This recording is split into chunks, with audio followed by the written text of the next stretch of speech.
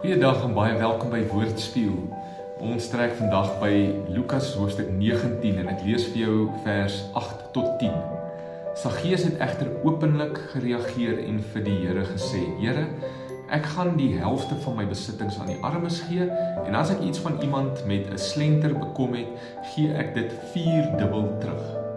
Jesus sê toe vir hom: Vandag het daar verlossing vir hierdie huis gekom, omdat ook hierdie man 'n seun van Abraham is.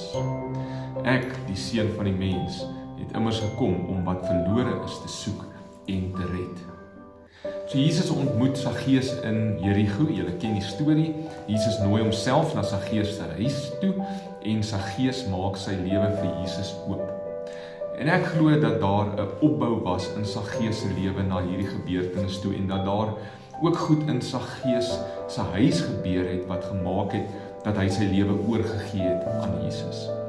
Die kort en die lank is dat daar 'n bekering en 'n weergeboorte plaasvind in Saggeus.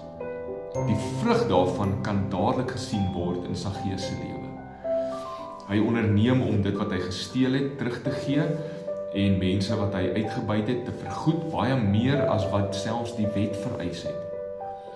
Hy doen nie hierdie goed om gered te word nie. Jesus het klaar met genade in sy lewe ingestap. Dit wat hy doen is die effek van God se genade wat in sy lewe ingekom het.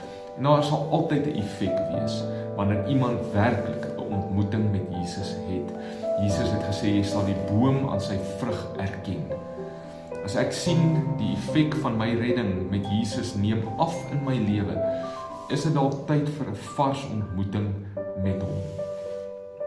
Help nie ek probeer dan in my eie wilskrag en my eie krag en my vermoëns meer vrug produseer. Nee, ek moet sorg dat ek naby aan Jesus is, naby aan Jesus leef. Dan sal die vrug gedra word. As ek lees wat Jesus in Johannes 15 sê, dat die druiwestok moet net seker maak hy bly in die wingerd, dan sal hy vrug dra. Kom ons maak seker, ons bly in Jesus, sodat daai redding effek van ons redding uit kan speel in ons lewe.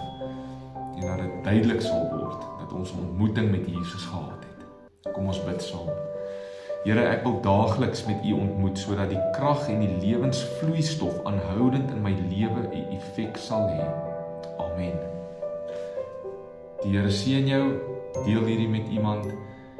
Kom ons subscribe op hierdie YouTube kanaal. Tot volgende keer.